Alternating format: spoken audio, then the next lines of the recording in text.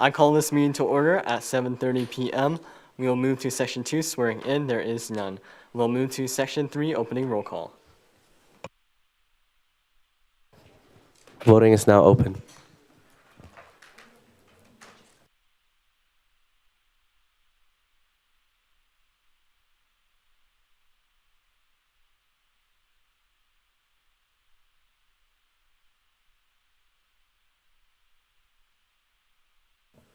I have 30 senators present. Thank you. We will now move into Section 4, messages from the student body president.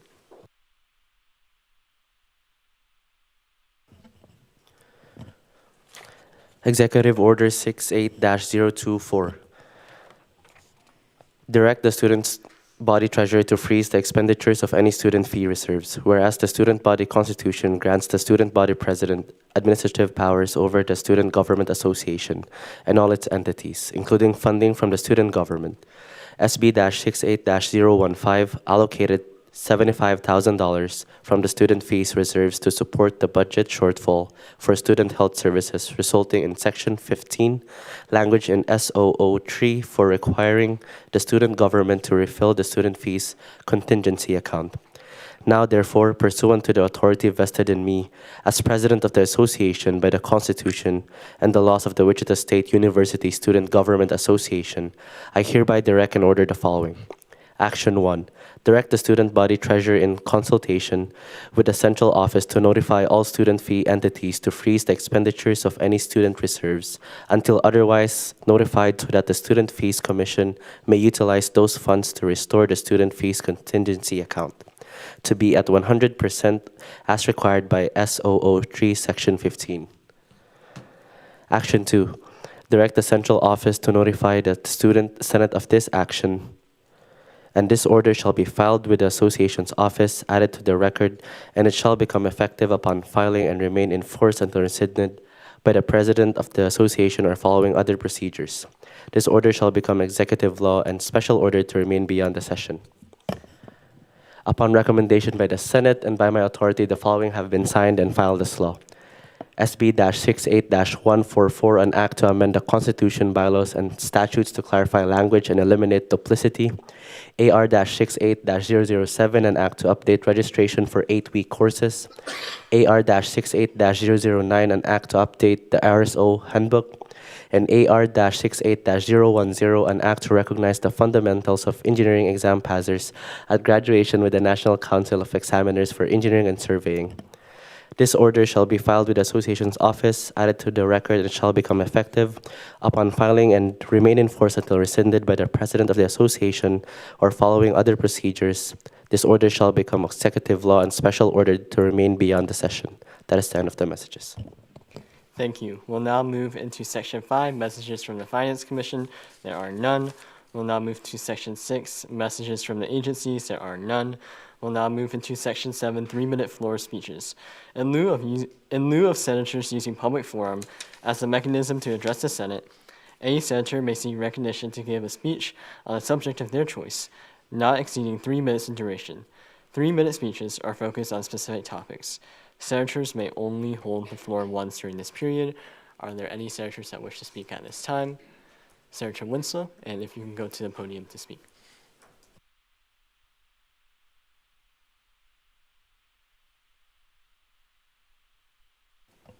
Good evening, everyone. I just wanted to let everyone know that myself and Senator Short are working on creating a police advisory board, if you weren't already aware.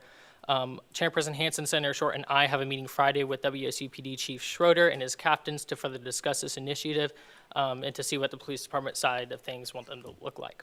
I wanted to ask for any ideas/feedback from anyone that may have some, especially as I intend to have this legislation introduced after spring break. During the last possible time for legislation to be heard for a full first and second read due to the amount of work that needs to be done with it. So there's a lot of work that needs to go into this in a decently small amount of time. Any questions, comments, or concerns are greatly appreciated no matter how big or small. Thank you for your time, and please keep a lookout for this legislation coming towards the end of this session. Thank you. Thank you. Are there any questions for Senator Winslow? Seeing none, thank you. Are there any other senators that wish to speak during this time? Okay, seeing none, we'll now move into Section 8, Public Forum. Public forum provides a chance for individuals to have the privilege of speaking before the Senate, limited to 3 minutes only. This is a time for the Senate to listen to what the community has to say, and to that we offer our undivided respect and attention. I would like to remind everyone that, although we allow the speakers the privilege to use this platform, the opinions of the speakers do not reflect the opinions of the association. Are there any individuals who wish to speak in public forum at this time? Brandon Miller, you have the floor.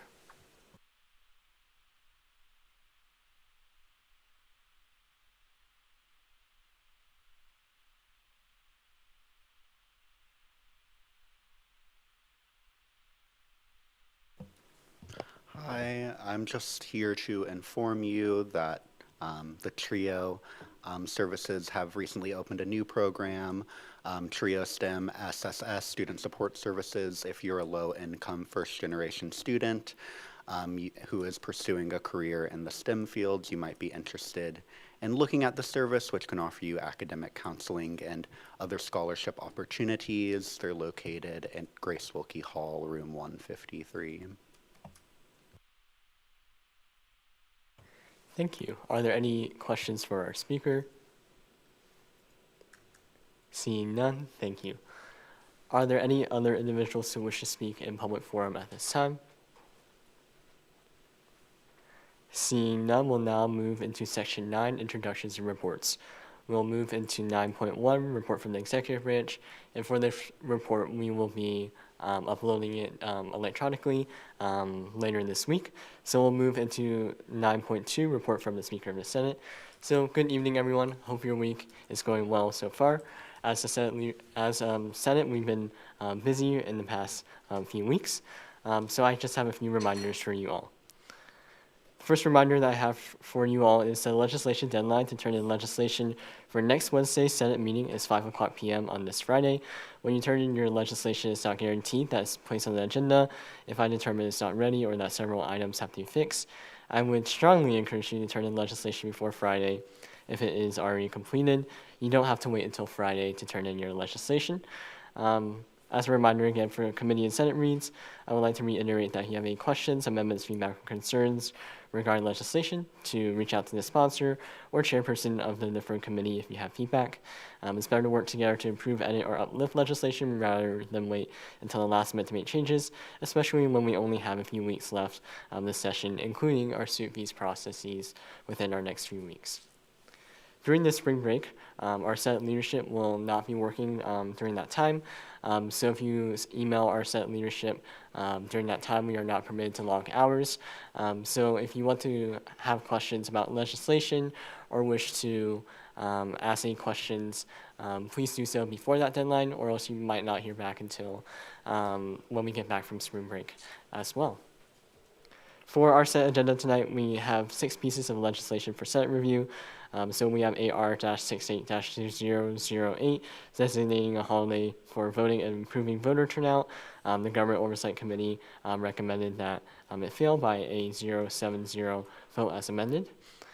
Please note that this legislation was first amended by the committee, and then after the amendments were made, the committee then voted to recommend that this Senate fail this legislation. The next one is AR-68-011, an act to update MyWC with Student Health Services, and it was recommended to pass by the Student Services Committee with a 9-0-0 vote with no amendments. We have SB-68-145, an act to amend the individual funding guidelines to allow limited funding for local transportation costs, which was the original name.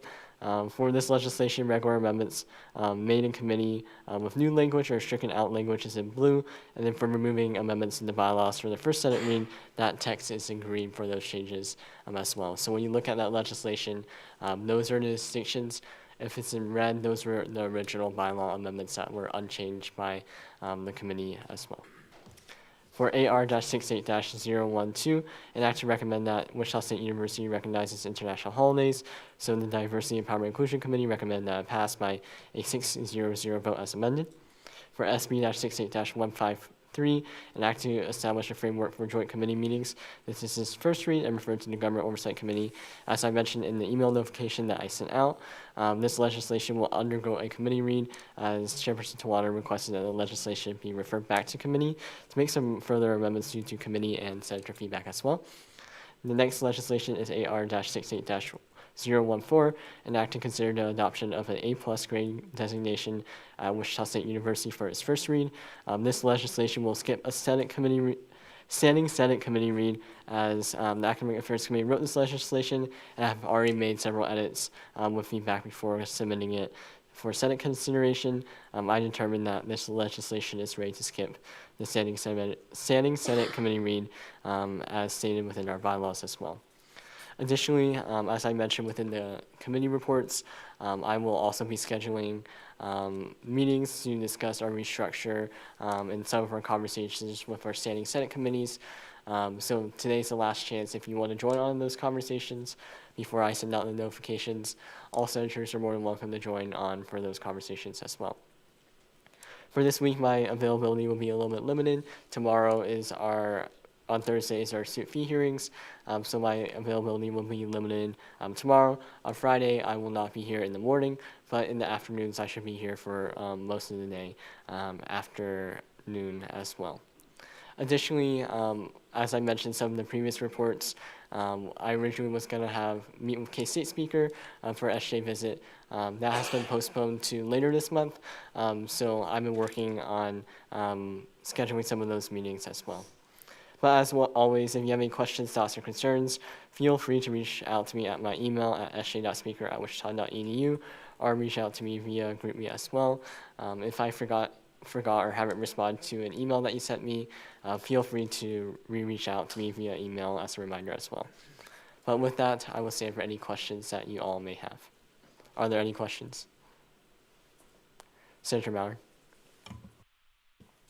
For student fees, are we allowed to sit in on them? And are there, if we can, are there rules on like coming and going? Yeah, that's a great question. So our student fees process is an open process. So anyone that wishes to come to our student fee hearings can sit in the back of the gallery. The one thing that guests in the gallery can't do is interject or interrupt the proceedings or ask questions while the proceedings are happening. But anyone is more than welcome to sit in the gallery in the back. You're more than welcome to come and go tomorrow as we have deliberations. I just ask that you don't be disruptive in that process, but that is an excellent question. And if you can't make it to the in-person deliberations as well tomorrow, they will be live streamed on our SJ YouTube channel. So it's the same area where you can watch our Senate meetings, and I'll drop a link for that later today as well. Are there any additional questions for me? Senator Winslow? This is just for clarification, but AR 68014, since it's skipping a committee read, it just gets a first read and then it will have a second read later, correct? That's correct. So it wouldn't be referred to back to the standing Senate committee. It will just have its first Senate read, and then at the next Senate meeting, it will be a second read. But that also is a great question. Are there any additional questions? Okay, seeing that, we'll now move into 9.3, report from the Senate chairpersons, and we'll go to report from Academic Affairs Chairperson Kasur Safar.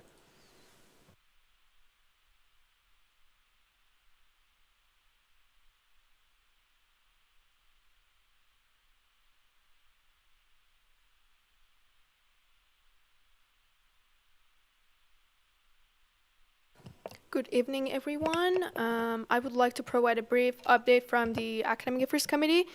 Tonight, we will be presenting a PowerPoint regarding the proposed legislation AR-68-0114, an act to consider the adaptation of an A+ grading designation at Wichita State University. After presentation, Senator Mallard will go over the legislation we wrote line by line.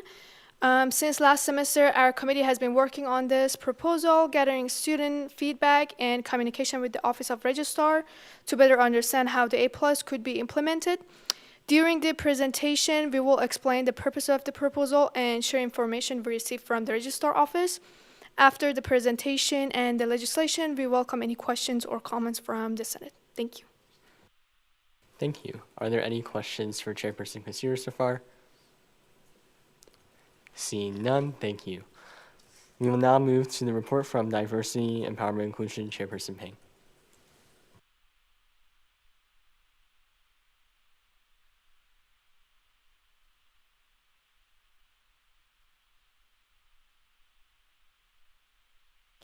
Hi everyone, not much to report on my end. I was sick this past week and am participating in student fees hearings this week, so if you sent me a message or an email, please give me some time to respond as the hearings and deliberations end this week. Today in committee, we made some amendments to the CDC Advisory Board bylaws, and I'm happy to say that it passed unanimously. Tonight in Senate, we have Senator Haynes' International Holiday Resolution on the floor, and Senator Arteaga has been working hard on the International Mentorship bill, so hopefully we will see that coming to the Senate floor here soon. But that is all for me. I am open for questions. Thank you. Are there any questions for Chairperson Peng? Seeing none, thank you. We will now hear the report from Government Oversight Chairperson Tawana.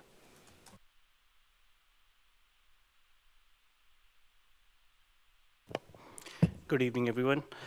As for this week regarding committee, we approved SP-68-152, an act to amend the SG and Sigma Lambda Beta Dreamer Scholarship bylaws by unanimous consent. Other than that, we went over the draft for adjustment of freshman leadership council requirement and changing the eligibility of freshman definition, and we changed that last semester. Other than that, we went over the student organization council restructuring, how to restructure the whole committee. And other than that, we also discussed the amendments we need to make regarding the joint committee bill, which will be going for first read tonight. So yeah, that's pretty much it from my end. Does anyone have any questions? Thank you. Are there any questions for Chairperson Tawana?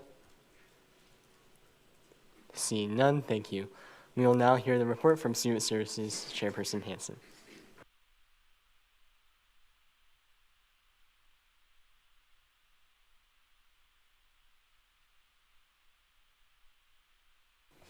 Hi everyone.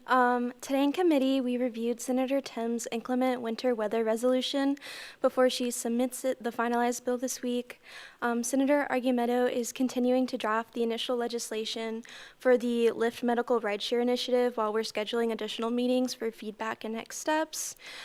Senator Miller is also beginning to write their legislation for undergraduate research support using the data that has been analyzed by Dr. Bursar. Senator Winslow, Senator Short, and I will be meeting with Chief Schroeder and other members of UPD on March 6th to draft a mission statement and rough makeup of the potential UPD advisory board. Senator Hatch is reintroducing his Student Bill of Rights amendments in lieu of the new procedures for amendment implementation being passed. Senator Hatch, Speaker Fawn, President Wang, Vice President Nguyen, and I will also be scheduling a meeting in the near future to discuss potential additions of security cameras on campus. That's all I have for this week. Thank you. Thank you. Are there any questions for Chairperson Hansen? Seeing none, thank you. We will now move into 9.4, report from the central office.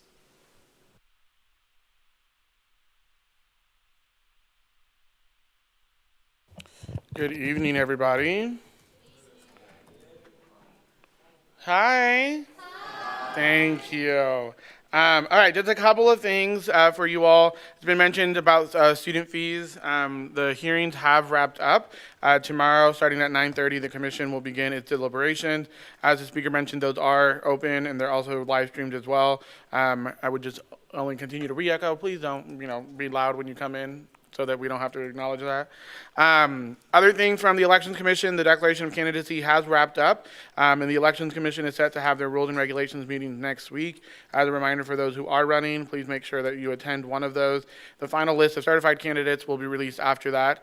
There's also an update to the schedule relating to the presidential and vice presidential debates. Those are still on Thursday, March 26th and Thursday, April 2nd, but the time has been pushed back to 6 o'clock. And then we're also excited to share that the Sunflower has accepted our offer to serve as the moderators for both of those debates. They will both be live streamed as well as open in person here in the Santa Fe room. As we approach spring break, I know we mentioned this last week, but just a reminder that the physical student government office will close next Friday, as well as the Kia Duggan Shock and Support Locker, and won't reopen again until Monday, March 23rd, so just an FYI on that. Leadership will not be working over spring break, so they will not be checking their emails because they can't. So just do keep that in mind. If you need something over spring break, expect a delay because they won't be working, and that's for all of leadership. Speakerphone. And then just a reminder, as we enter into our heavy phase of the session, the deadline's coming up with March 27th, and just countdown, we have 6 weeks left, which means we only have 6 meetings left. Of those 6, one of those traditionally doesn't have legislation, so you really only have 5 meetings left to get things passed. So please make sure that you use that time wisely. Even if you can't finish something, I'd encourage you to get it to a point where you feel like you can leave it behind for the next session if you get reelected, or for the next group to have that. And if it gets to that point, I'm happy to take that information and share it with the next session so that they have it as well. And then just finally, the central office is tasked with notifying the Senate of changes to its membership. Senator Martin submitted, and Speaker Fawn has accepted her resignation from the Senate. The Senate does have 51 seats, and with this change, this brings the total number of fully seated senators to 32. And that is my report, and I'm happy to answer any questions. Are there any questions for the central office? Chairperson Tawana? Is there a platform we can upload all the unfinished proposals or for the next person, or do we need to set up? Yeah, great question. I will probably make a folder in the Senate, in the legislative branch teams that will probably, I'll call it unfinished business. And then you can feel free to upload anything you need in there. And then once I download the teams to put it into our shared drive, I'll just make sure I'll transfer that one over into the next year's teams. But yeah, I'll let you know when I make that folder. But that's a good suggestion, so that you all know about that and you can upload whatever you need to upload in there. Are there any other questions from the central office? Chairperson Tawana? Should we make it officially part of the bylaws so it continues in each session or not? Can you say that again? Should we make a transition guide so it continues every session and put it in the bylaws properly, or? The transition guides? Yeah, for No. like unfinished Senate Oh, bills? great question. Yeah, so I guess I will say whatever doesn't pass this session on the last day, which is the 22nd or 23rd, I don't remember which day it is. Whatever doesn't get a final vote, technically can't be, it has to be resubmitted in the next session. But you can feel free to still upload those in there. And then once we have the new legislative templates and all those other things, we can amend them there or update them there. And then it'll just require another senator next year to have to reintroduce that. And that would be the same, just a reminder, for any of these final resolutions that any of you are working on, do keep in mind those expire the day we gavel out on the 22nd. So even if you passed it the week before, and the next week, and when we leave on the 22nd for this session, that resolution technically is done, and it would have to be reintroduced for the next session in order for the next year's student government to work on. So just a reminder, as you are wrapping up whatever resolutions you have, that will happen as well. A great question. Are there any additional questions for the central office? Okay, seeing none, thank you. Thank you. We'll move to section 10, the consent agenda. So for the consent agenda, there are 3 minutes up for approval. I was made aware that the 18th and 25th minutes aren't in the teams, so I'm pulling those. And then the messages from the president are in the teams, but the executive order wasn't. So I will upload the executive order later as well. So we'll just be approving the February 11th meeting minutes. Are there any objections to approving the February 11th meeting minutes? Okay, seeing none, they are approved as such. We will now move into section 11, pending business, and we will move to section 11.1, the clerk may read. Act on request to approve AR-68-008, designating a holiday for voting and improving voter turnout. Is the author here ready to speak? You have the floor. And to clarify, with the amendments, title would be improving voter turnout with the amendments the committee made. For all intents and purposes, this bill as it is impractical. Section 2 has been fully omitted due to the fact that, guess what? Good luck getting a collaboration between student government, Shockers Vote, and Loud Light before the 60-day session ends. And if we were to try and implement this as a resolution as it stands with the amendments, it wouldn't have much of an impact. We've only got, like, what, 5 to 6 sessions left here of the 6-8 session here? And so I say, we failed this bill. There's a better alternative in the format of allowing excused absences for various stuff, including voting in the Student Bill of Rights. Thank you. We will now enter the question period for this item. So I had a question, Senator Lee. Can you kind of explain the process that the committee kind of went through in determining to strike out Section 2? You mentioned a little bit about partnerships and not being able to have them done in time. So can you kind of explain the process of how the committee came to that consensus?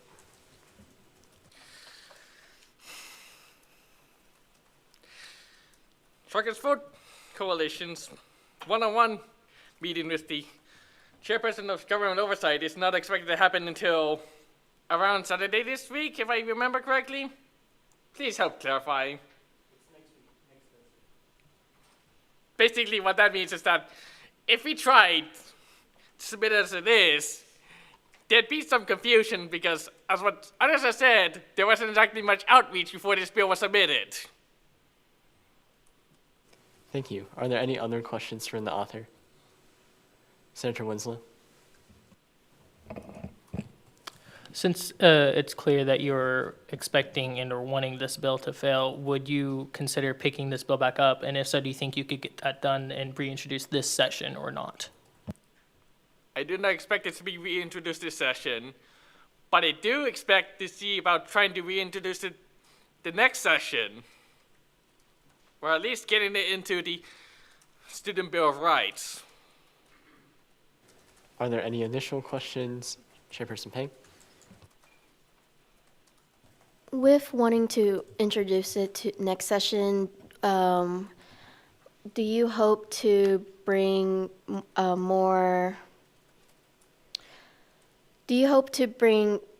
Shockers Vote Coalition and Loud Light into this conversation for the new resolution, or?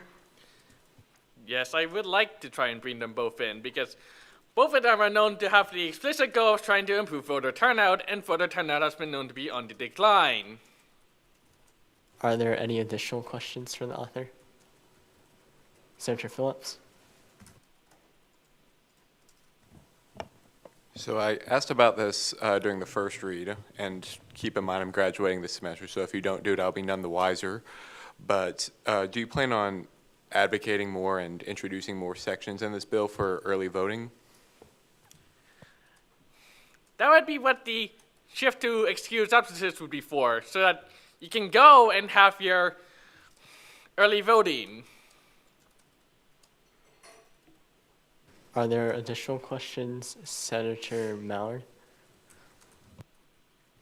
I just wanted to clarify, since it's been a while since this was presented initially, like on its first read, you had stated that a representative from Loud Light is the one who brought this up to you, which I believe it was one of the Owens, and then also you did not speak to Shockers Vote, correct? Correct.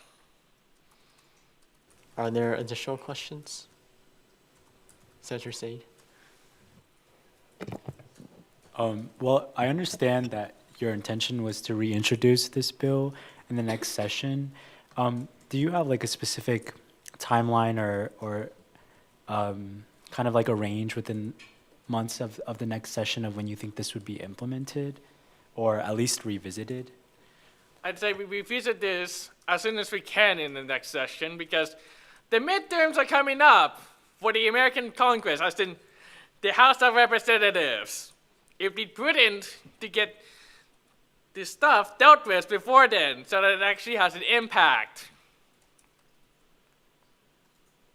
Are there any additional questions? Senator Fouquet? Yeah, I guess my only thought is if we're going to reintroduce the bill next session, what changes are you going to make ahead of time to get the talks going with Shockers Vote Coalition and Loud Light? I'll try and attend the meetings, see if I can go talk to them about the bill. Maybe do some emails here and there.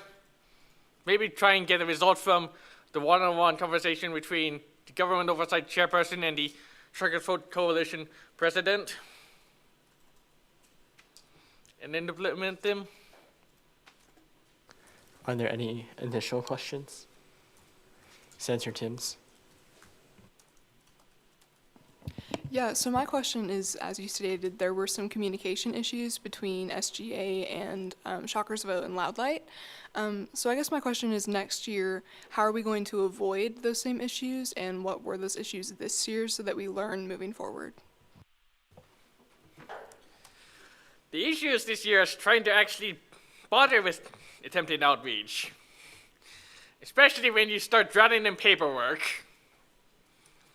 So to do that, we need to get ahead of the paperwork curve, which means doing it as soon as possible before the paperwork stacks up. So which means we'll do it as soon as the 68th session ends and the 69th session starts, is what I would like to say.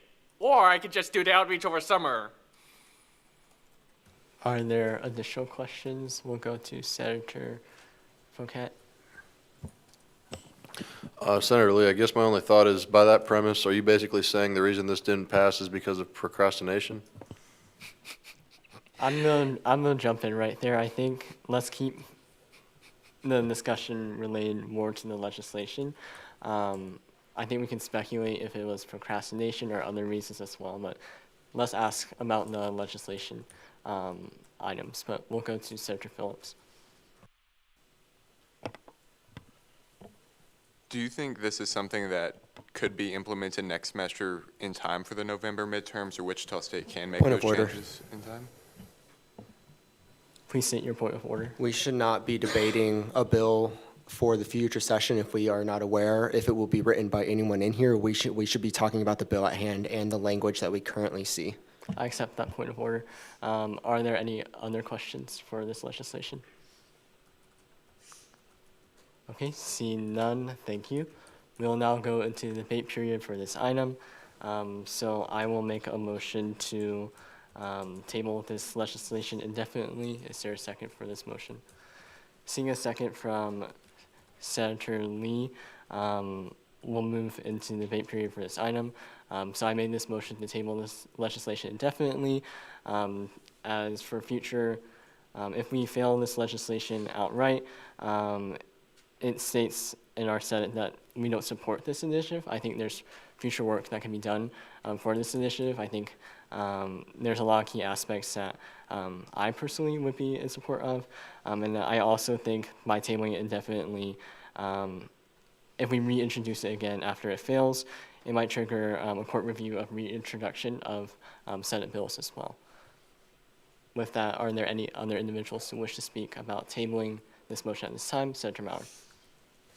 Yeah, I agree with this. I think that there's a lot that can be done, and I do agree that this is something that we need to work on, but there's a lot of things that we need to acknowledge, especially ensuring that we can have a day off, because the university already has very set days, and we have to have a certain amount of classes, and we have to ensure that we follow those policies so we're not in violations and all those other things.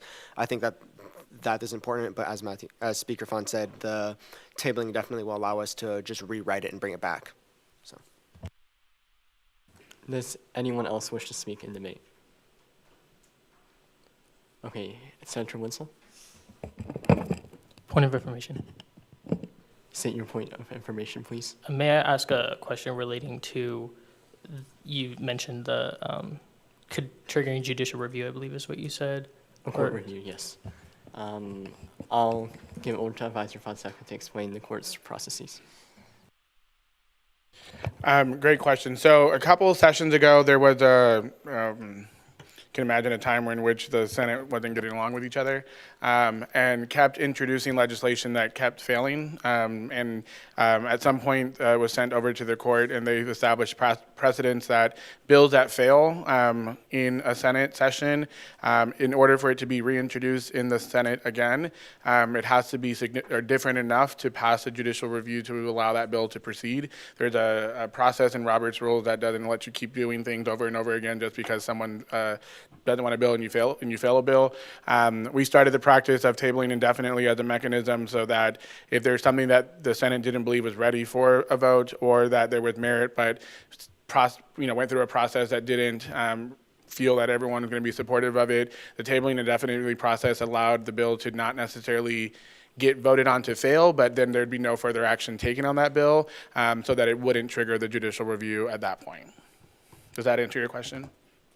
Senator Winslow. May I ask a follow-up to that? So does that transfer over to sessions? If you fail a bill one session and you reintroduce it next session, will that still trigger a judicial review of that legislation? It could. I'm not the court to make that determination. But I would imagine, based off of their precedents, they might throw it out to say we've already ruled on that. Would be my if I was the court, that's maybe what I would say. But recognizing we have a new court today, so I don't know how they might rule on that. But I would imagine, just following what precedent has been sent by them, that they might. But I can't 100% guarantee that because it's a brand new court today than it was 3 years ago 4 years ago when it was created. Are there any questions to Advisor Fonseca about this process? Okay, seeing none, thank you. We'll go back into the debate period. Is there anyone that wishes to speak in further debate at this time? Senator Winslow. Yeah, I'm going to speak against this motion to table indefinitely. I do not agree with tabling it. We're here to support the students' voice. If we don't think a legislation is ready or good enough, I feel like we should take it to a vote. To vote no, strike it down. While, yes, it could trigger judicial review, I feel like new legislation would be vastly different than this. While it may be similar, do not believe it would be similar enough. And it's showcasing that we should work harder for our legislation. I do not believe that we should table indefinitely and that we should take it to a vote. Are there any other senators that wish to speak at this time? Senator Dunn.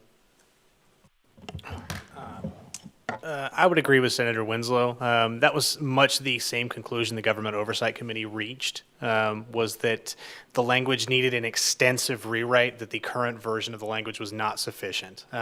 It just isn't specific enough, and if there's going to be a change, it needs to be substantial and not just piecemeal. Are there any other individuals that wish to speak at this time? Senator Haynes. I am in favor of the tabling indefinitely. By voting this down, you effectively vote this concept down. So kind of what Advisor Fonseca was getting at is that the reason that we have the table indefinitely is that you can bring up this similar concept with enough rewrite to it and it'd be fine. If we shoot it down completely, that concept cannot be brought up again. So yeah. Are there any other senators that wish to speak at this time? Senator Hatch. Yeah, I'm just going to reiterate what Senator Haynes just said. Tabling it indefinitely effectively does the same thing as voting no, except it doesn't preclude us from doing something similar again. You have to make substantial changes to a bill, and there's no reason to believe, there's no reason to assume that a court would just say that because you added more things that it's not a voting bill working with these two organizations, and that's similar enough to effectively kill ever having an organization working with these two orgs again. This just makes it so we can move it away but say that we like the idea. We just don't want to ruin the chance of ever having the bill brought back up again. It doesn't hurt it at all to table it indefinitely, but it could cause serious problems to vote it down. Are there any other individuals that wish to speak in debate at this time? Senator Said. I just wanted to speak in affirmation about pushing this to be tabled indefinitely. I think that, I agree in the concept that we have for this legislation at the moment, and I think it's something that we most definitely should revisit. And we should always prioritize practicality and efficiency when it comes to legislation. It's not always necessarily about the symbolic sense of it all. If it works best for this legislation to be tabled indefinitely so we can revisit it, I don't see the issue behind it, or I don't see the reason that we should explore other paths. Are there any other individuals that wish to speak in debate at this time? Senator Tibbs. Yeah, to piggyback off of Senator Hatch and Senator Haynes, I think most of us here would agree with the general sentiment of the bill, and I know that it's absolutely no fun to have to push it off and just wait until next year to maybe deal with this issue, but I think it's absolutely imperative that we keep this opportunity on the table instead of eliminating ourselves from ever voting on it. I'd also like to sort of point out that we're on a very limited time schedule, and two of the entities that are very important and very involved with voting and voter engagement on campus have yet to really be contacted about this bill, and that will take time to get their opinions and recommendations, time that we do not have. So if we want to properly incorporate their opinions, and those opinions matter, I think we should table it until next year. Are there any additional individuals that wish to speak in debate? Chairperson Tawana. I have a question. So if it gets tabled definitely, will it come back for second read or will it go through the whole cycle of first read, committee read, and second read? It will not come back for a second read. It would just be on hold basically unless we pull it back out or untable it. Advisor Fonseca, if you want to add anything to that. No, that's correct. I think tabling it indefinitely also really kind of prevents it from coming back this session. There's a higher vote count in order to bring it back up. But essentially, to Senator Hatch's point earlier, it basically just ends this conversation and puts it away and we don't do anything else with it. Normally, when you table other bills, it requires you to bring it back up at some point, and indefinitely, tabling a bill indefinitely doesn't have the requirement for you to bring it up at all unless there's a successful motion to bring it up. But there won't be any further action taken on this bill once it's tabled indefinitely. Are there any questions about tabling indefinitely, the meaning behind that? Senator Winslow. Yes, I just wanted to clarify again from the judicial review point earlier. Is that something that the Supreme Court looked at from our bylaws or constitution, or is that something the court decided themselves? It's something the court decided themselves, which they have the ability to do so, yeah. Any additional questions? Okay, we'll go back into the debate period for this item. Are there any additional individuals that wish to speak in debate at this time? Advisor Fonseca, do you have anything to add? Yeah, I think it's important that you also get other options that are at your disposal if you want other options. One, I also think the other option, if there's some uncomfort of tabling it indefinitely, is to send it back to committee and then let them either deal it themselves and attempt to kill it themselves. Your only options in the Senate, in the full space, are to vote on a bill, fail a bill, send it back to committee, or put it down and don't touch it again. There's not really other solutions or other options that are at the Senate's disposal because you can't ignore legislation once it's on the floor. But your other option, if there are folks who are uncomfortable with tabling indefinitely, is to send it back to committee and let the committee kill it themselves if they want to. But those are the only options that as a body you all have in this case as well. And to add on to that, you can make amendments in Senate as well. So if you have suggested amendments for this legislation and you want to add it to it, you can do so during the debate period as well. Any additional questions, Senator Mallard? You say kill it in committee. I mean, it was voted 0-7-0, which means it was no. Are you saying that then committee would have to vote to table indefinitely, and then that wouldn't have to come to us? Is that what you're saying? So from my understanding, the bill came out with a recommendation to fail.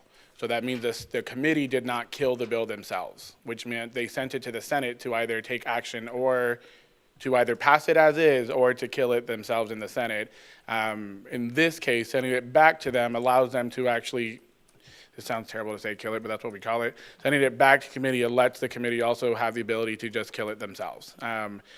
I know that's not often a practice that committees like to take, but it is an option that committees can have, is to just not bring the bill to the full Senate and attempt to kill it themselves. It still does not prevent the bill from coming out of committee because the Senate can at any time pull a bill out. But in this case, because the bill was not killed in committee, it came to the Senate with a recommendation to fail, which meant the Senate now has to take its action and has to now take action on it. We'll go to Senator Winslow. Do you know, you may not, but I'm unfamiliar with the court case that you are referencing. Would killing it in committee have the same effect as killing it in the Senate? It would not. Only the Senate, when bills die in the Senate is when that triggers, not when committees do it. Because committees don't have final action, because at any point, I'm going to pick on Andrew for a second. At any point, if Senator Hatch wants the bill, he can attempt to pull it out of committee and take final action on it. Typically, as long as I've been here, I've never seen the Senate pull something out of a committee that they really wanted to pass, but it doesn't trigger the same rule. It only triggers it when the full legislative branch takes that action. We'll go to Senator Hatch. So just to clarify, sending it back to committee gives them an option to kill it there, which would effectively do the same thing as tabling it here indefinitely, except it would be harder to bring back up if we tabled it here indefinitely. Correct. Any additional questions? Senator Fouquet. Yeah, I'm sorry. I know everybody wants to move on. My question is, I think last week, and I don't want to speak out of hand, but I think in the Government Oversight Committee, we decided that we couldn't kill it there, so we had to bring it here. So you're basically saying now we can kill it here and bring it back there, right? That's correct. You could have always killed it in committee. You can either, for different options, you could pass the legislation with a recommendation to pass the legislation. You could the committee can make a recommendation in neutral, so no specific stance. They can recommend that legislation fails, like what I got for this legislation, or they can just table it within committee as well. So those are different options we have. But I would add that if it dies here, it doesn't go back to committee. It's just dead. Yeah. Any additional questions? Senator Winslow. Sorry, I'm just confirming, we can not make any more motions while we are in the debate period for tabling the resolution. Is that correct? You can make a substitute motion, you really only get one chance to do that. So the answer is yes, utilizing the term, you have a substitute motion, because then if that passes, it would replace the motion that's currently on the floor. For some of our newer senators, can you explain what a substitute motion is? Yeah, of course. So currently the motion on the floor is a motion to table the bill. I don't know who seconded it, but it was seconded.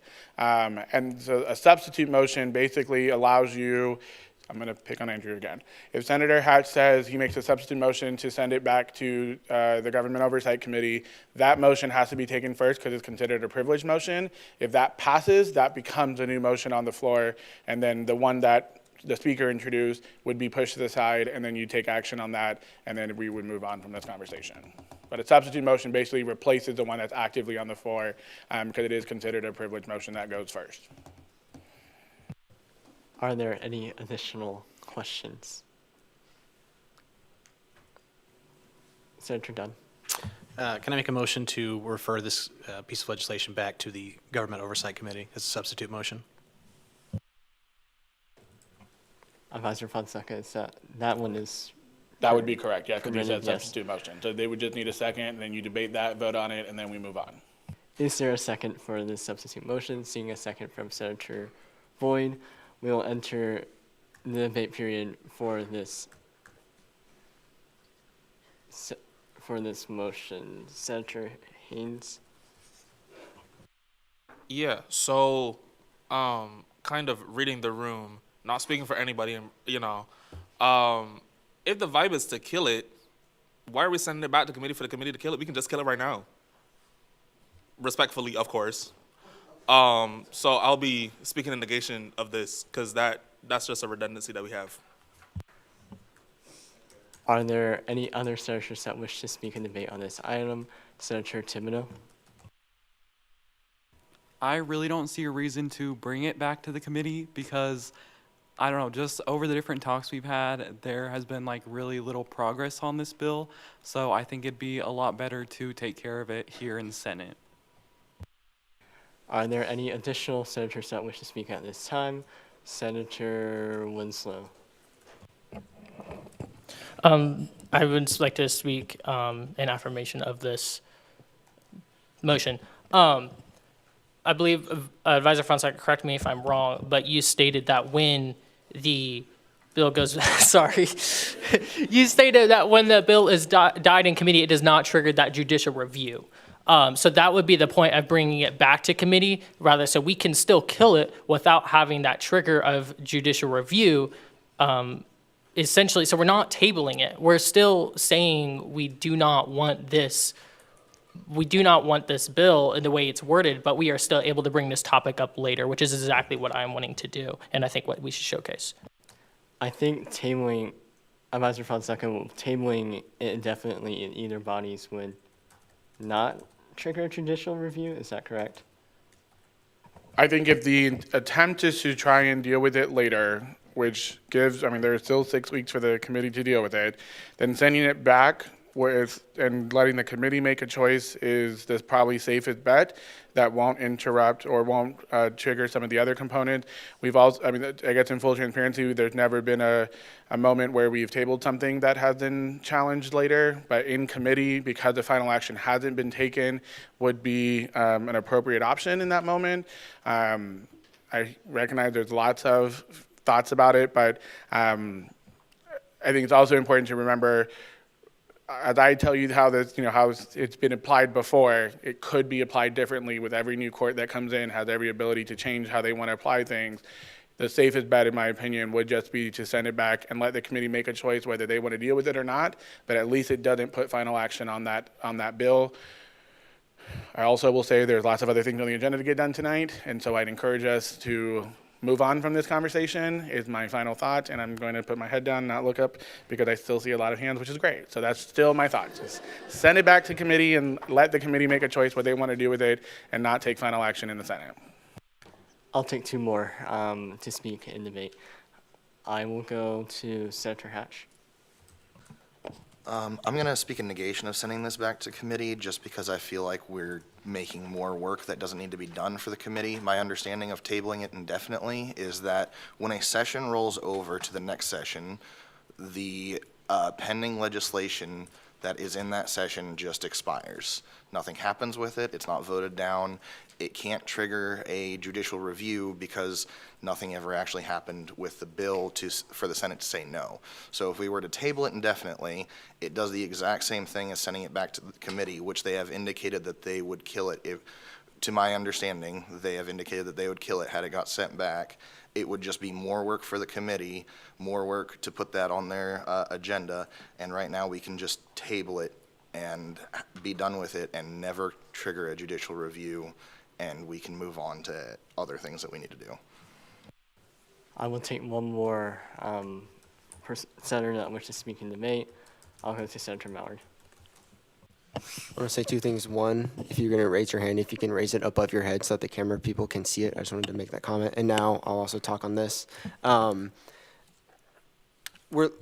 it's been stated, bringing it back to committee is doing the exact same thing that we're doing here. We're just tabling indefinitely. One, it's been in committee for weeks on end, and nothing has changed.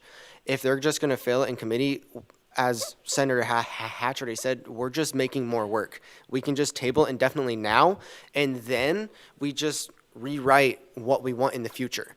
If we then fail it now, we can't write this because we've talked about this in the past for this type of stuff, and we have, but we haven't written anything, and now we have. If we're talking about fully failing, we have to fully rewrite the entire thing. We have to fully rewrite who we're going to talk to, because there is no point to be bringing it back to committee if committee has already told us what they want. Just do that here right now, because then they're going to have to do more work in the future. Just vote on tabling indefinitely here. Okay, with that, I'm going to close the debate period and we'll go to the voting period. So to be clear, we are voting on the subsidiary motion to send it back to the committee as well. Open the voting period. So just a reminder, simple majority is 16 and 2/3 majority is 20 for tonight.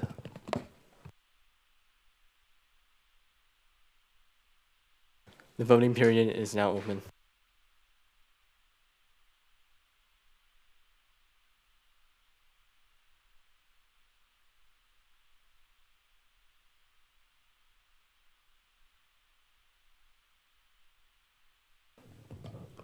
With 4 yeses, 24 noes, 1 abstain, this motion fails. So with that, we will go back to the motion that I made to table this legislation indefinitely in Senate. I'm going to close the debate on this because I think we debated extensively about this already. We will go into the voting period for the motion to table this legislation indefinitely.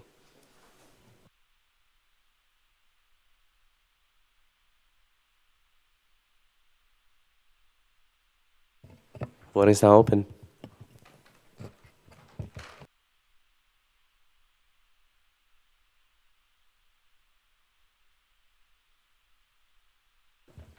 With 26 yeses, 2 noes, and 2 abstain, this motion passes. Thank you. So this legislation is tabled indefinitely. We will now move into 11.2. The clerk may read.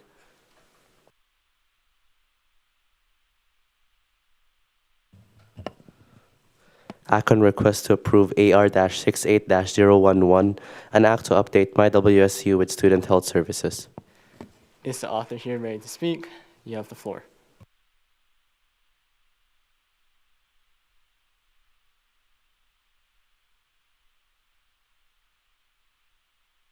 I'll keep this very short. As I said last time, this was brought up last session when the director came and spoke to us, and it was asked if they would like to see an update on the MyWSU to add more Shocker Health services stuff. And so we worked on it with her, and here it is. Thank you. Are there any questions for the author? See, Senator Winslow, do you have a question? Are there any questions? Senator Boyd? Would this remove like the security that the My Health portal has when you add it to the MyWSU? No, it would not, because it's just a link, so it's linking you to the service to access it. I had sent this resolution to the director before we sent it here so that they could approve it. So it's all good. And again, this is just to increase just outreach so that we can make sure that it's more visible. It's just in more places, and a student can see the words, oh, student health services, I have options right there. And then they click on it, and then it brings them to the site to log in. So it's not like automatically logging in. And even then, you still have to log into MyWSU. So if that was a concern, it still has basically essentially 2-factor, well, I guess 4-factor authentication if you have Duo. So. Are there additional questions, Senator Archimeno?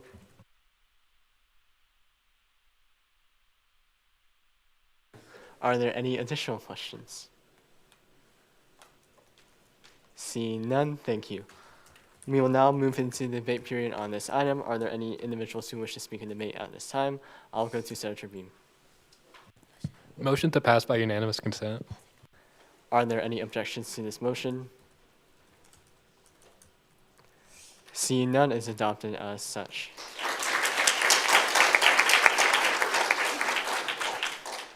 We will now move into 11.3. The clerk may read. Act on request to approve SB-68-145, an act to amend the individual funding guidelines to allow limited funding for local transportation costs. Is the author here ready to speak? You have the floor.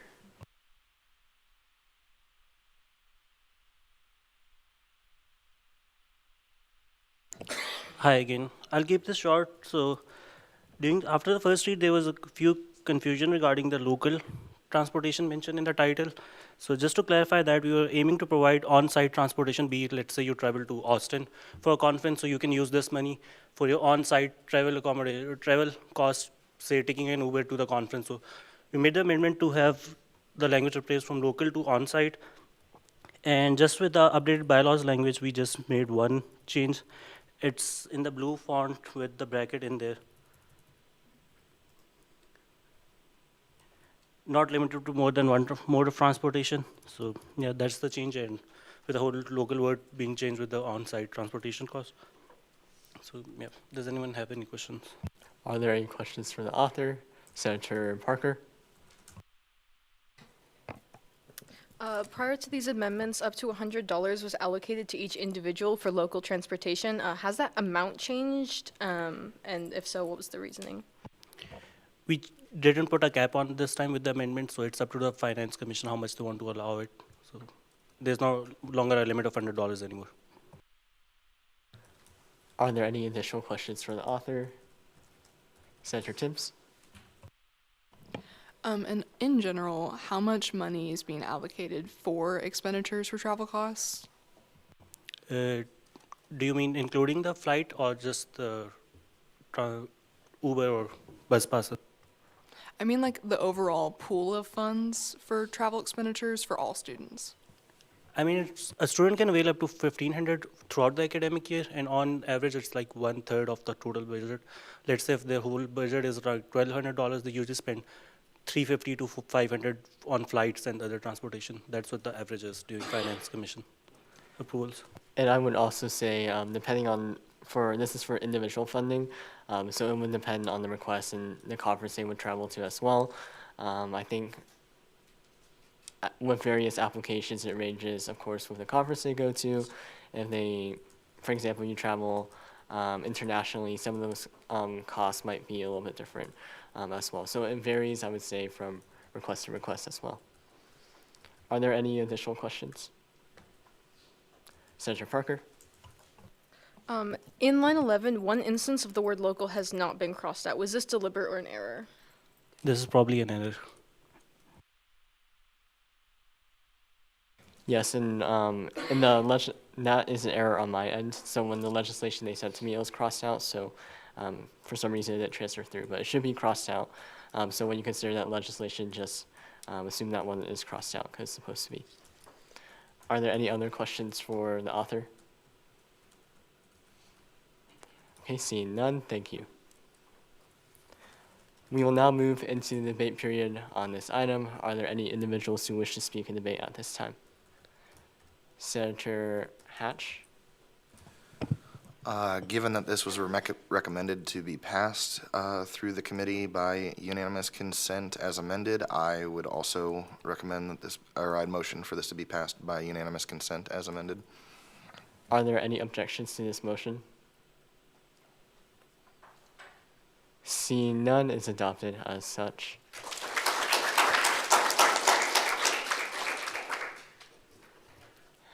We will now move into 11.4. The clerk may read. Act on request to approve AR-68-0112. 012. An act to recommend that Wichita State University recognizes international holidays. Is the author here ready to speak? You have the floor.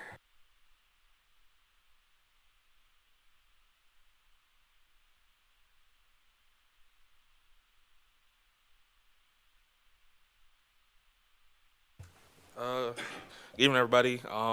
In committee, we made some minor adjustments to it, essentially just specifying the calendar that it would go on. So these days will go on the student affairs calendar. And then also what kind of social media recognition through social media posts. And those, for those who don't know, the people in charge of the university social media and stuff like that is Stratcom, and they can kind of collaborate with more so student affairs facing offices, so student engagement, belonging, and stuff like that to make the load lighter in a sense. So yeah, that's it.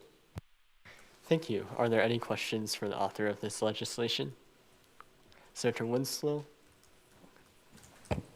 Yeah, so on line 21 in section 3, or actually I'm just going to read all of section 3 for sake of clarity. The university recognizes these days via student affairs calendar, recognition, social media post, or exemptions from classes. Why does it say or there? Could you clarify for me?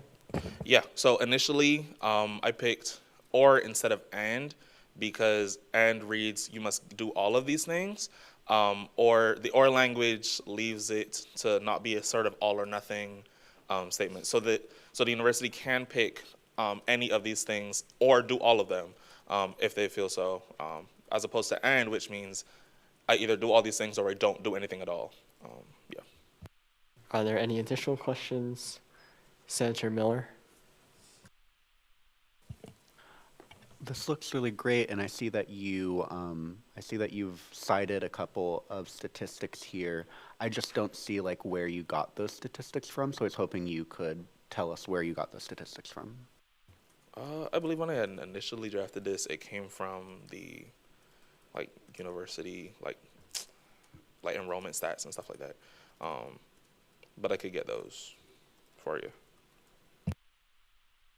Are there any additional questions for the author? Senator Dunn? Was there any confirmation on the exact number of different countries these international students come from? Yeah. According to the international office, I believe it's over 115 countries. I believe, yeah. Yeah, according to the Office of International Education, so yeah. Are there any additional questions? Senator Winslow?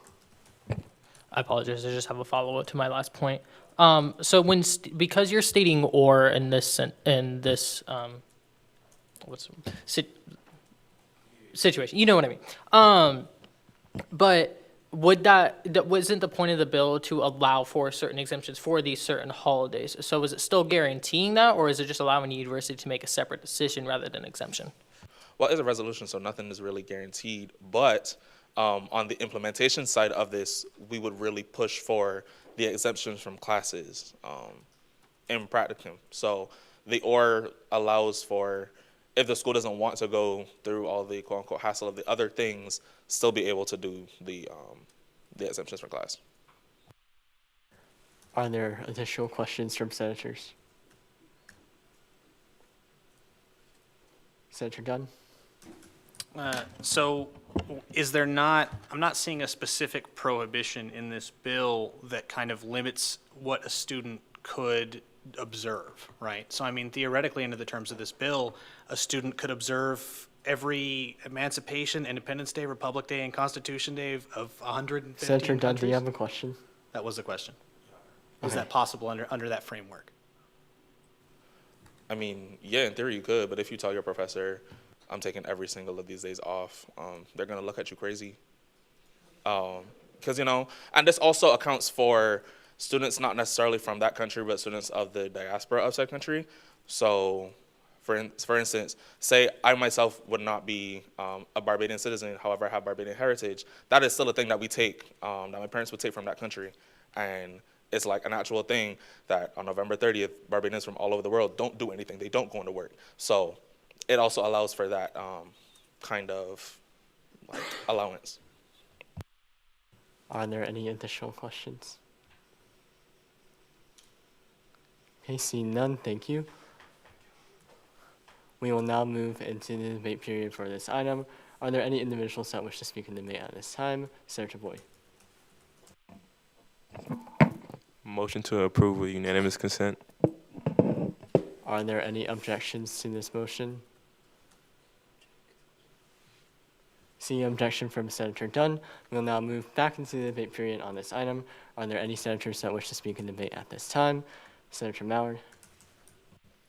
Yeah, I'll be speaking in affirmation. I believe since we already celebrate a lot of holidays like Christmas and other things, and we need to recognize every other student that also has a holiday or a belief or a system. But also, I want to say that the statement that a student could celebrate every single holiday, while that is true, that's just hurting their education, and that's on them. If they don't want to go to classes, they're still paying hundreds of thousands of dollars to go here, and then they're going to miss, and they're never going to learn. And but also saying that as well, it is a little hurtful because there are students who might identify as multiple beliefs and multiple systems because maybe like their mom is one, their dad is another, and then their grandparent is a third one, so they celebrate all three. So they actually do. And so I am speaking in affirmation because I hope in the future too to do a little bit more work on this with ensuring that the university actually implements it and any other procedures that we have to follow through with it. Are there any other individuals that wish to speak in debate at this time? Senator Said. I would also just like to speak in affirmation. I think it's a valid concern to consider that maybe people might use it in inappropriate ways, but I think that we've seen in cases of like religious exemption, which also could be used in an inappropriate way, it hasn't been a significant problem enough to reject the whole bill. So I think that we just have to give the grace for the fact that we've seen it in the past and it hasn't impacted anything significantly, and accept it for how it is. Are there any other senators that wish to speak at this time? We'll go to Senator Timms. I would just like to say I'm also speaking in affirmation that I agree completely with Senator Mallard and Senator Said. I hear the concern that maybe students might abuse this system, but I think if we don't pass policies that benefit the majority of students in fear that some students might abuse it, then we'll never pass anything at all. So I think with that in mind, we should do what's in the best interest of representing all students and their beliefs and identities, and that's what this bill does. Are there any senators that wish to speak in negation of this bill? Okay, seeing none, we'll close the debate period. We will now move into the voting period for this item. Voting is now open.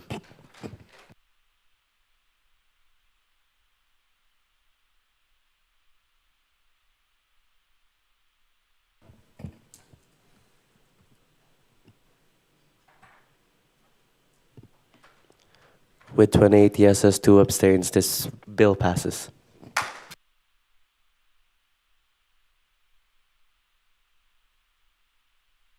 We will now move into section 12, new business, and we'll move to 12.1. The clerk may read. Act on request to approve SB-68-153, an act to establish a framework for joint committee meetings. Is author here ready to speak? You have the floor.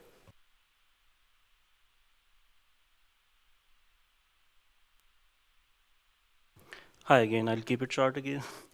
So for this bill, as you know, we have been having joint committees recently over this session, but in our bylaws, there's no set language to establish a framework on how to conduct a joint committee. So this whole bill basically states the language which will be going into our bylaws, how to conduct a joint committee. I'm open to having edits to it. That's why I got it referred to committee read again, despite being written by the whole government oversight committee. So if you have any concerns or questions, I'm open to questions and amendments. Are there any questions for Chairperson Tawana? Senator Haynes?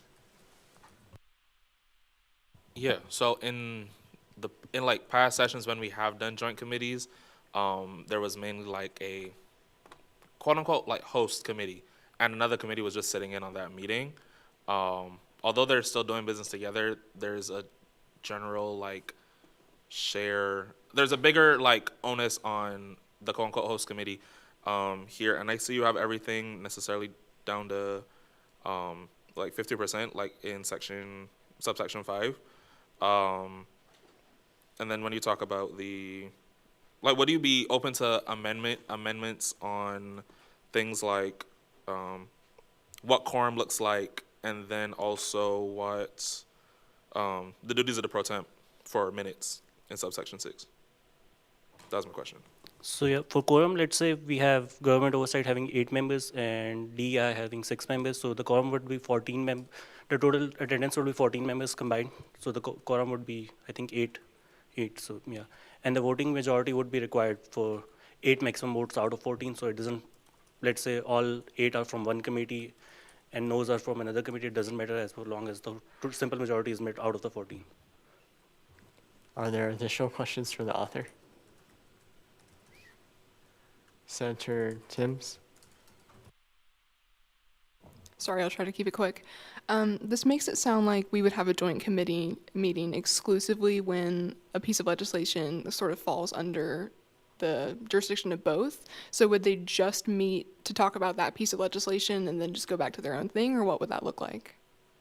So yeah, the one amendment I'm looking to make forward after submitting the bill, which I came to realize is, like, we can have a joint committee of, let's say, 20 minutes or 30 minutes, and then adjourn and move into individual meetings afterwards. So yeah, even if it's just one bill, have that joint committee for that one bill and then move into individual meetings. But that language hasn't been said that in this legislation, so I'll be making amendments next week for that, to incorporate that. Are there additional questions for Chairperson Tawana? Senator Winslow? In section 5, subsection B, it says quorum shall consist of at least 50% of the installed members of each participating committee. Is that stating that 50% of each committee individually must be there, or 50% of everyone combined must be there? My intention was for everyone combined in there, but I just mistyped it. So I'll be making that amendment.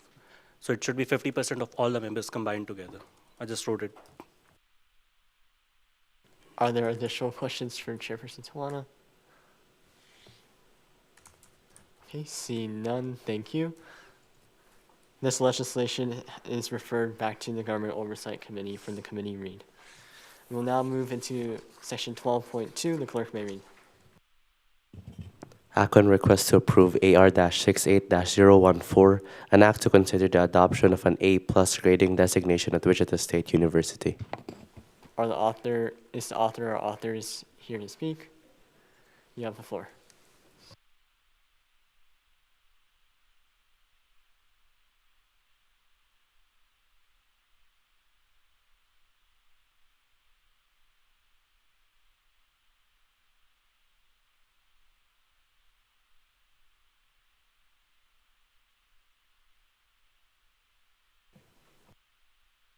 Good evening, everyone, again. So tonight, the Academic Affairs Committee is presenting a new proposal about the addition of an A+ grade at Wichita State University to recognize exceptional academic performance by students. Before we begin, I would like to introduce the members of the Academic Affairs Committee.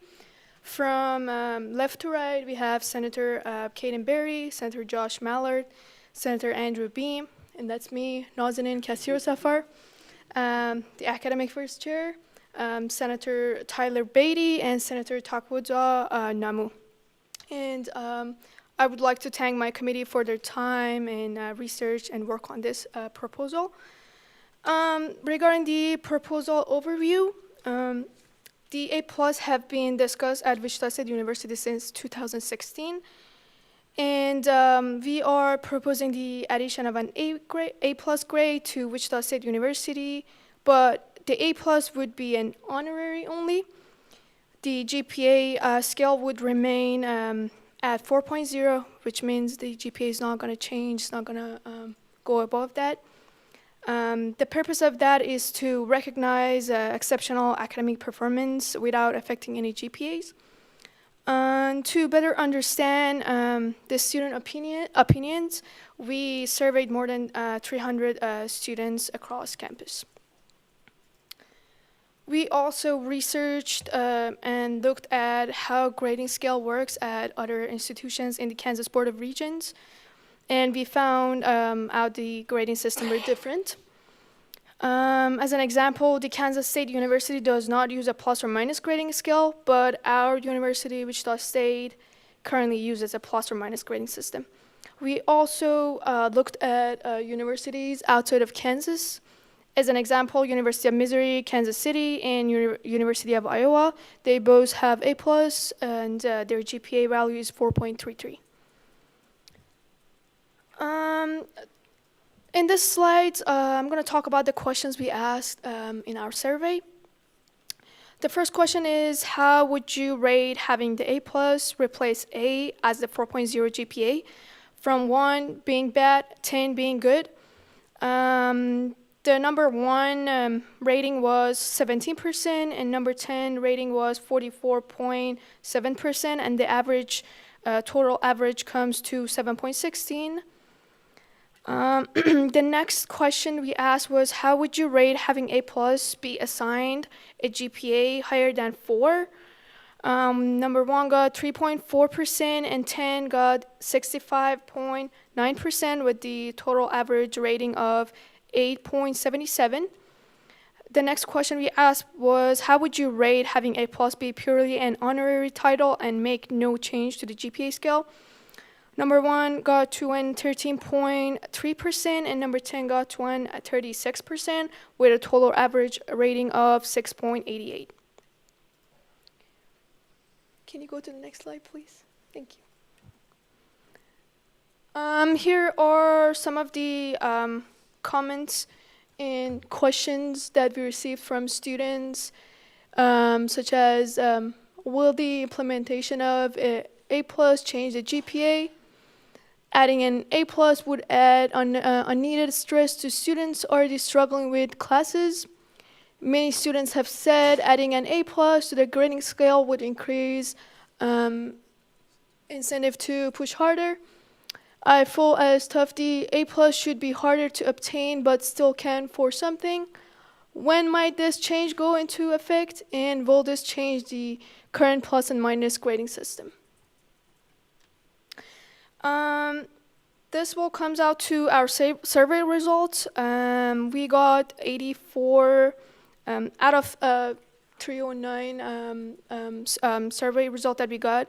85.4% students said yes, and 14.6% said no, which these results can show how many students believe this could be a positive recognition for academic achievement.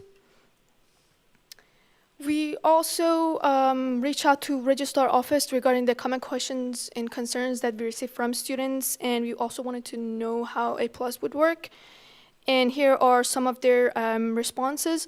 Regarding the GPA impact, it's going to be an honorary A plus that carries the same GPA as 4.0, which is not going to go higher than that.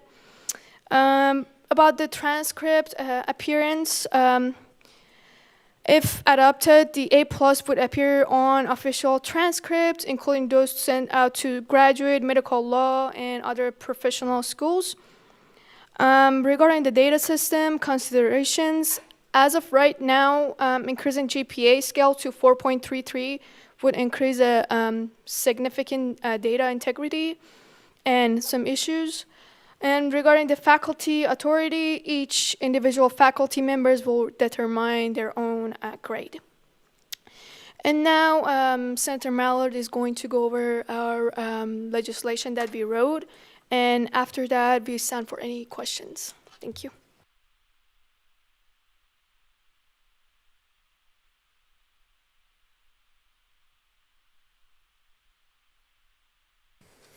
Hello. So let's kind of go through each line and reiterate a few things that were stated. The first line is talking about keeping it at 4.0, and as was stated, we asked them the ability to have it at a 4.33. This was talked about in 2016, and that was actually one of the motions that was passed. It was either honorary or it was a 4.33, but the problem was back then, they did not have the ability at all to do it, and it passed in Senate, but it failed in Faculty Senate back in 2016. And now the reason why we're keeping it at an honorary title is because of the fact that, as was stated, having it right now at a 4.33 would take a lot of work to essentially program in. But not just that, it's ensuring, we have students, I'll use myself. I've been here for 5 years trying to update my degree works to be the same with theirs, or how they currently do it is when they update degree works, they don't update old degree works. So mine, I have a requirement where I have to have a 300 level general education class, but the new ones don't. The problem is having so many different programs programmed in, because you have so many students with different degree works, we would have to wait in the future until essentially everyone was at the exact same grading scale. We just cannot adjust the GPA to be two different GPAs in the systems. So that's why the GPA is staying at a 4.0.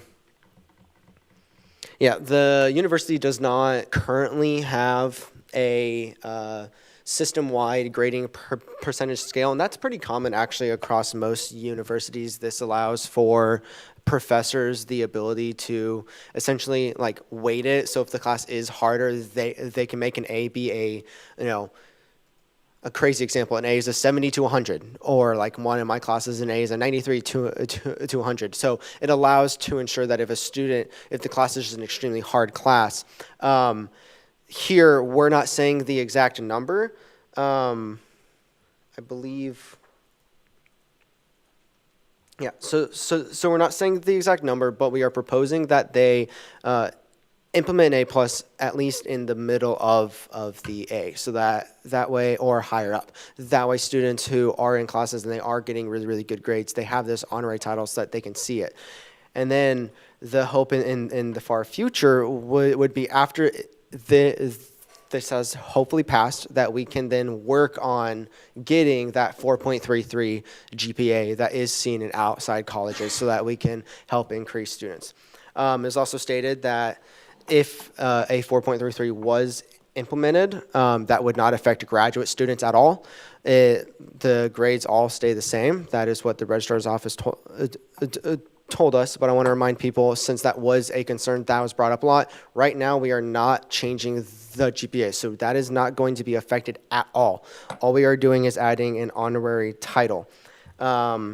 Yeah, so in the whereas 24 to 34, it kind of talks, we talk about a lot of the questions that students had, and one of them being, I think having A plus would be an extra incentive for students to push harder. Another student says that law school admissions already do that. So a lot of law schools in the nation already have the implementation of a 4.33. That was the the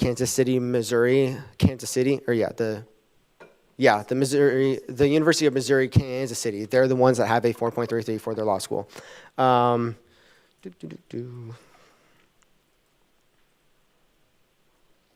Yeah, the line 35, 5 to 38, the Office of the Registrar has indicated that official transcripts would remain consistent regardless of the receiving institution, and that, if adopted, an A+ designation would appear on transcripts sent to graduate or professional schools in the same format as all other institutions. So again, it would not change. Just quickly looking through everything, making sure I got it all. Yeah, I think that is about it. We will stand for questions. Thank you. Are there any questions from the authors? We'll go to Senator Miller. Thank you for the presentation. I thought that was really great. Would you be open to exporting these data and posting them so that it could be analyzed as well by members of the Senate? Yeah, we can send that to Matthew, and Matthew can do what he needs to. We will also be uploading this presentation to the teams for your reference as well. Are there any other questions from the author? We'll go to Senator Hatch. Yeah, just reading lines 24 through 44, a lot of these responses, especially like the last one, indicates to me that students would not be in favor of changing to a symbolic A+. Almost all these responses to me say that they want credit for their if they were to get an A+, they would want the 4.33, again, especially the last one, saying that it's very frustrating to get a 4.0 after getting into an A+ range. And I was just wondering if that was like made explicitly clear to a lot of the people that were taking the survey, because the way I read this is they are against the symbolic one. Yeah, so the reason for adding multiple different forms of comments is so that we can show how some students have stated that they want an A+ just as honorary, and some students want an A+ as a 4.33, so that in the future, once we get to that stage, we can do it. As was stated in one of our questions, pulling that up real quick. How would you rate having A+ be purely an honorary title and make no change to the GPA grading scale, 1 being bad and 10 being good? And it was 36% of the votes were 10, 11 were 9, 11% were 9, and 7% were 8. So over half of the votes that were given for from the student body was for an honorary title.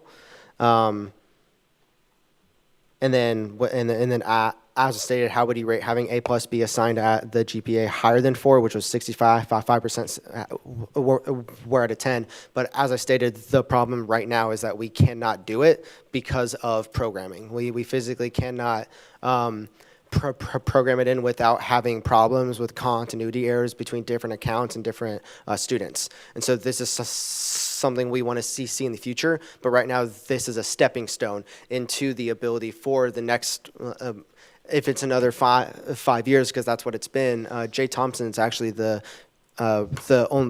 previous person to pass something. It was I think it was 4 or 5 years ago, he was the last individual to write a piece of legislation. So right now, it's trying to get a stepping stone to start the process of fully then being a 4.33. Are there additional questions? We'll go to Senator Phillips. So just making sure I understand correctly, this would only apply to undergraduate students, or would it apply to all levels? All levels.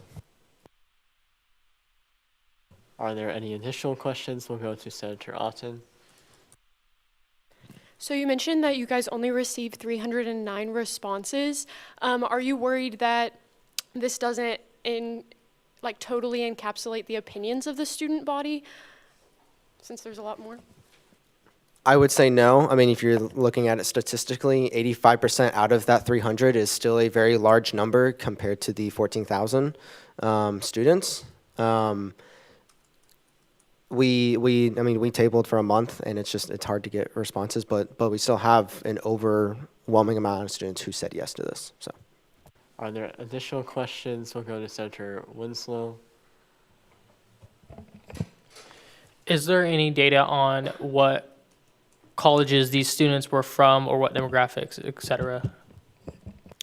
We did not collect that information, no. We were just asking if they wanted implementation of it. Are there any additional questions? We'll go to Senator Sade.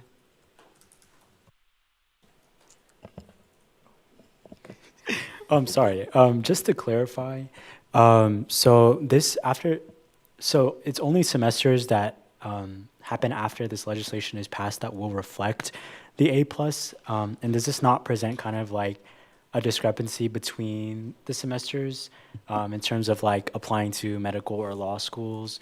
In essence, like if a law school reviews an applicant who was going to school when this legislation is passed, would their later semesters not reflect higher grades than their earlier semesters?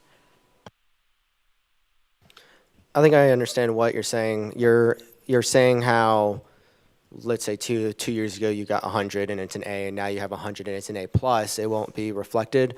Essentially, yeah, that it won't be reflected. Initially, we were wanting to let students go through the academic appeal process to be able to change that, but after debate with those individuals, they stated that would cause a lot of work for them. And by a lot of work, I mean, we're talking thousands of appeals probably, because students are wanting to appeal every single class now. The hope with this then is just in the future, it'll be started at the beginning and then it affect fully on. So I hope that kind of answers your question. Are there any additional questions? I'll go to Senator Timms. Yeah, so when applying to graduate schools like law school or medical school, I think they generally ask what GPA scale you were graded on. So we will still be graded on a 4.0 scale. So on a 4.0 scale, even if you got your honorary A, and some schools might consider that a 4.3, you would still just have a 4.0. So I guess my question is, will this really impact students when it comes to applying to graduate schools, or is this just sort of a commendation?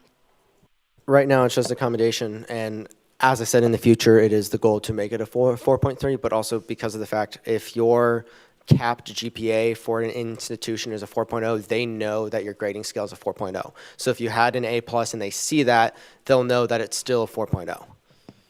Are there any additional questions? I'll go to Senator Naylor. I might need to clarify on this, but on some syllabuses on their grading scale, an A- is a 3.7. If you were to add an A+, that would be a 4.0. Would that shift the other grading scales down? No, an A+ and an A would still be a 4.0. Are there any additional questions? I'll go to Senator Fouquet.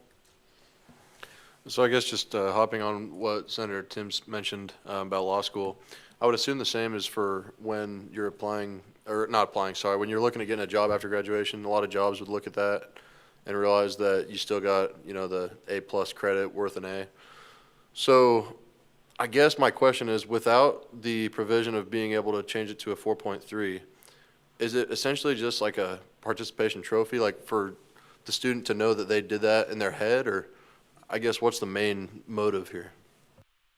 I mean, essentially, that is kind of what it is. A lot of students in the comments were stating that if it was just an A plus and it was still a 4.0, it'd be nice because it shows that they did do a lot of work, especially since there are some classes where a 93 up is an A and they have several hundreds. It'd be nice to say, oh, I got 100, I have an A plus, or if I have a 94, that's an A, because it's such a drastic scale, and there are some where, like for some of mine, a 93 to like an 87 is an A minus, and so why is there not already an A plus? Because it's just a massive jump. That 7%, cut that in half, and now you have a smaller amount to show the honorary title. Then, as I said, it'd work as a stepping stone to then get that 4.3 in the future. Are there additional questions? I'll go to Senator Miller. Yeah, so it's great that you did a survey. As we're on a college campus, there are many faculty here who are experienced in survey-based methodology. Did you consult any faculty or individuals with experience in survey-based methodology and the creation of the survey to make sure that it wasn't influenced by like any biases or extraneous factors? Yeah, of course. When we were tabling in the library, I actually got to speak with a faculty member who is also in Faculty Senate. I'm not going to say their name because I shouldn't do that, but I did discuss it with them a little bit, and they said that they are in favor of this because it is to show that students are getting that process, as I mentioned, the A plus as an honorary. And I have spoken with other faculty in several other departments, not just in LAS, and asking them how they feel about this, because it's also on the professor who gets to write it. Then I also want to answer a question that wasn't fully asked a little bit ago as well. It was mentioned how we're passing this now, and how will this go into the effect in next session? Well, we're wanting to get, we want it to get approved now, so then we can take it to Faculty Senate and present in the coming weeks. That way then faculty, it's already in Faculty Senate. I just wanted to bring that up as well. And to add on to that, I also reviewed the survey beforehand in addition to the central office as well. So it did get other eyes on it as well. Are there any additional questions for this legislation? I'll go to Senator Boyd. So when you talk about the future implementation of the 4.33, how would that affect students who have a 4.0 or have like a 3.7 who got that A? How would that affect their GPA because it moved up or whatever? Yeah. I'm not going to answer that right now because, as I said, this is just a stepping stone for the future legislation, so we don't have that data. Are there any additional questions? I'll go to Senator Hatch. Given that GPA data is largely a concern for students seeking a graduate degree and like a primary concern for those students disproportionately to other students, did you collect data on how students that would be going for a graduate degree responded to these, or was it just generalized? It was just generalized, but again, this is not affecting the GPA right now. So the GPA isn't changing. This is just an honorary title. We're not changing what a GPA is, so this would not affect grad school. Are there additional questions? I'll go to Senator Winslow. I know you've been stating over and over again, this does not affect GPA, and I completely understand that, but you have stated that this is a stepping stone to getting to that point. Are you worried that this could be misleading into the fact that we are moving it towards such a thing that some people may not want? I can definitely understand that. I wouldn't say it's misleading because as I said, we've surveyed and students would like a 4.33, but we've also stated that if that's not possible, students are okay with an honorary title. If we happen to not be able to do a 4.33, then that just happens. But right now, we've been talking about this for 10 years. It's passed in Senate multiple times. And but the reason why it failed fully in Faculty Senate in the past is because of that 4.33 problem. So that's why we are only offering A plus as an honorary title right now. And then that way we can make sure that Faculty Senate can provide the correct input, and then we can see where we can go from there. Are there any senators with additional questions for debate, for the question period? We'll go to Senator Otten. So you mentioned that it's honorary, but how is it any different than graduating like magna or summa cum laude or even being on the dean's list? Because that's GPA. That's not what this is. This is just, and again, an honorary thing for the actual transcript to see the changes in the A and A plus. As I said, a lot of classes have a 93 as an A, and some of the comments, I don't think I put it in this legislation, so I apologize, but you guys will get the survey results. But it was stated, one of the comments was, I have a 93 and I have 100. Why is it not that's an A plus? Because a lot of the scales are set up in sections of equal sections, but then the A section is greater than the rest. So again, magna cum laude, summa cum laude, those are all GPA. This has nothing, this right now, it doesn't have to do with GPA in the future. As was stated, if you get 100, then your GPA increases. So, but right now, this is just an honorary title. Are there additional questions? I'll go to Senator Timms. This might be a question for Advisor Fonseca, but we did talk about earlier judicial review and how having original pieces of legislation can trigger that. And you stated that we've passed similar resolutions historically. If we did pass that and with the previous resolutions, would we trigger judicial review if we passed a 4.3 piece of legislation in the future? Advisor Fonseca? Sorry, no, because every resolution that's come before the Senate relating to this has passed the Senate. Unfortunately, it's always come to the end where the bill can't be taken into effect in the next session. So any changes that, so this bill is different than the rest of them because none of the other previous pieces of legislation have ever failed. Am I getting to your question or am I confusing myself? Senator Timms, do you have a follow-up question for that? Kind of. I mean, could you explain just a little bit more? Yeah, so I think since I've been here, there's probably been about 4-ish different versions of this bill. I would say this one has probably been the most substantial version of it and the longest, which is great, so good work.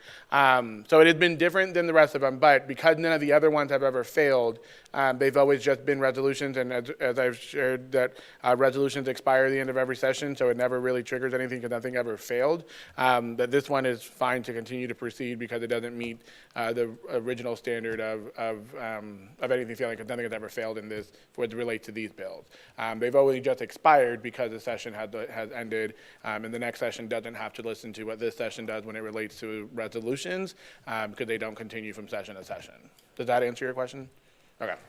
And I'll ask to also add on to that. If you look for the other pieces of legislation that passed before this, I would say it's quite different than the ones that this legislation is quite different than the ones that came before it. I think some of the data collection for some of the other ones were where some of them in the past were like Facebook polls, while others didn't collect data as well. And I think the asks are different enough when you compare them to our legislation where you can say this is a completely different idea. The approach is pretty different as well. Does anyone else have questions for the author? I'll go to Senator Miller. What types of considerations have been taken in choosing this method of altering the grading scale rather than any other method of altering the grading scale? Can you elaborate a little bit more on that? Senator Miller. Yeah, for example, you polled students about how they would support adding an A+ to the grading scale, right? But there are, of course, other ways in which we could serve students by operating the grading scale. So, for example, I've heard students who are actually frustrated with the plus-minus grading scale, so they might actually want that abolished, or they might want to pursue other forms of altering the grading scale as means of satisfying them. So I'm just wondering what considerations were taken in choosing this specific way of altering the grading scale rather than any other means of altering it. Yeah, so one, because we're asking right now about the A plus, A minus. We did have some students in the questions mention the abolishing of plus minus, but one, that's not what we're working on, right? Two, if you abolish the plus minus, you actually completely change the GPA. Right now, how it is every step is a 0.3. If you get rid of the plus minus, an A is a 4.0, and I think a B is a 3.0. It immediately jumps. So that would then affect grad school. It would make it really, really hard for grad schools, engineers, all those other students to graduate. And how it is right now is because of the plus minus, an A is 4.0, an A minus is a 3.77, B plus is a 3.3. So completely abolishing it would actually hurt people way more. So that's why we're wanting to keep the A plus. And also, A plus was a pretty recent thing, if I'm not mistaken. I did talk with a few members in Faculty Senate about it, and it was debated, and they said that they wanted an A plus, or sorry, A plus minus, not just A, B, C, D. That's what I might say, not A plus, but just like an A, B, C, D in the past when they changed to a plus minus. And also to add on to that, Faculty Senate's website also has some of the minutes and items for when they debated the plus or minus system originally. They have their own internal polls on what faculty thought about it as well. So as an additional resource, if you're interested in what the faculty thought, what feedbacks they had as well, Faculty Senate website has those available, and I can drop that in the group me as well for your reference. Are there any additional questions for the author? Chairperson Tawana?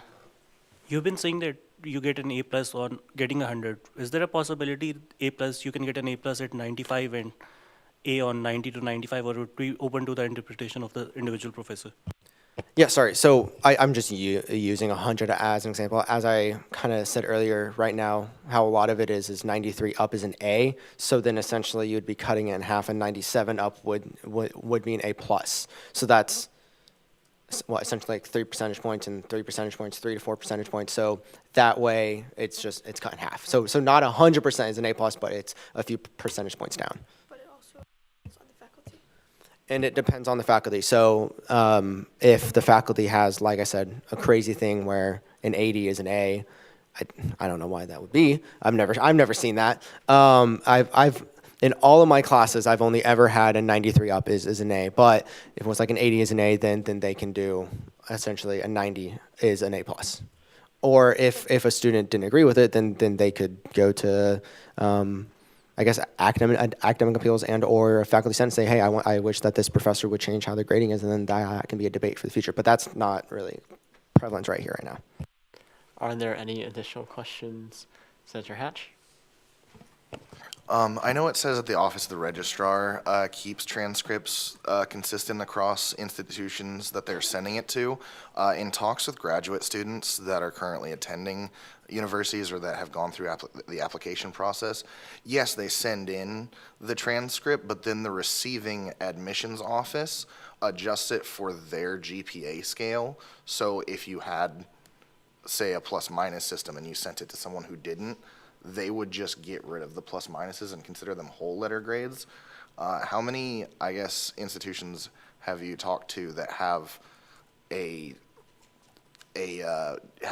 don't have the plus minus system, and do they do that, or do they honor the GPA that we give?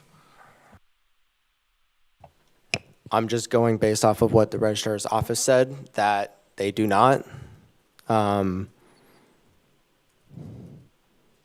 I'm just going based off the information that I was given by the Office of the Registrar. Are there any additional questions, Senator Miller? So Senator Otten had brought up a concern that the sample may not generalize to the population of students, and you didn't seem very concerned about that, but I understand that you didn't collect any demographic data. So how can you be certain that you can generalize to the population when you don't know exactly the demographics of the students you collected from? I mean, that's fair. I was just saying we had 300 people. It's hard to get survey results in SGA. I know a lot of people can attest to that, and we were glad that we got a lot of results. And I'm just saying that we had 85 or 84.5% that 85.4, I was right, percent that said yes. So of the polled students, while I understand that we didn't get demographics, maybe afterwards we can do that or something, but right now how it is, we just surveyed students in the library and the RC, so we did the most populous places that we could, and then that's where we're at. So I do apologize. I will take one more question. And I will say just real quick, we did place flyers everywhere, and the survey was posted in the SGA Instagram. And on the newsletter and on the Shocker Blast as well. It was posted everywhere, yeah. Okay, I will take one more question. We'll go to Senator Winslow. Sorry, could you elaborate just a little bit more on like how, like, I understand you saying how the survey was sent out, but like was it an online form? Was it physical? Because you're saying you were in certain places surveying students. So was it both like physically collecting the data and online, or just one way or another? Yeah, so initially it was fully online, and then we tabled several times, and I would say probably 200 plus were from in-person votes. So people asked us questions, and so we were able to physically talk with the students for over at least 2/3 of the questioning. So while yes, a lot of them were online, I mean, I honestly, I'd probably say 250, like almost all of our votes were because we were tabling, and we had students come up and ask us questions, and so that we could answer them to make sure that their votes were properly informed. Okay, so I'm going to close the question period, but thank you. So with that, if you have any further questions, concerns about this legislation, I would highly encourage you to reach out to the author. As I can tell, we had a lot of questions today as well. But with that, we'll now move into section 13, closing roll call. Voting is now open.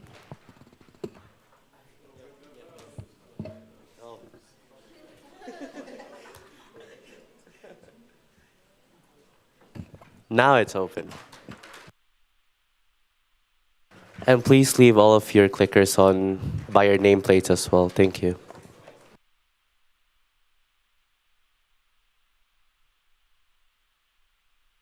Okay, before we move into section 14, adjournment, first and foremost, I want to thank the RC staff for running our live stream today, as well as they've been live streaming for our student fees process earlier today and throughout the week, so let's give them a round of applause.